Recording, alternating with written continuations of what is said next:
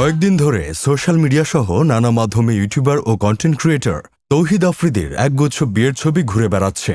ছবিগুলো দেখা গেছে আফ্রিদি ও রাইসা বিয়ের সাজে আছেন। এ নিয়ে নানা চর্চা হলেও নিশ্চিত হওয়া যাচ্ছিল না বিয়ের বিষয়টি। তবে এরই মধ্যে আফ্রিদির এক বন্ধু সংবাদ মাধ্যমকে জানিয়েছেন রাইসা ও আফ্রিদির বিয়ের কাবিন হয়েছে। বিয়ে নিয়ে নানা চর্চার মধ্যে এবার সরাসরি কথা বলেন আফ্রিদি। সংবাদ মাধ্যমকে তিনি বলেছেন, অনলাইন সহ বিভিন্ন মাধ্যমে দেখা গেছে গোপনে বিয়ে করেছি। বিষয়টি তা নয়, বিয়েতে অনেকেই উপস্থিত ছিলেন, শুধুই কাবিন হয়েছে। মূল অনুষ্ঠান তো পরে করা হবে, আর আমি তো দেখতে গিয়ে বিয়ে করেছি।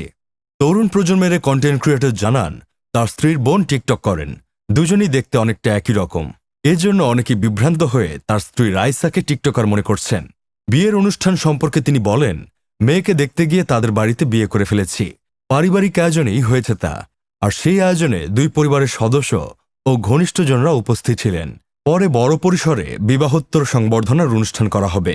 জানা গেছে, রাইসা দেশের একটি বেসরকারি বিশ্ববিদ্যালয় থেকে স্নাতক শেষ করেছেন। দুই পরিবারের সম্মতিতে তাদের এই বিয়ে হয়েছে।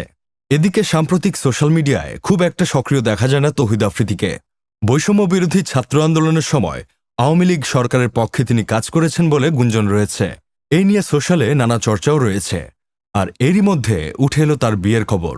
বিনোদন desk, Sadman Sakib, Bangladesh news today.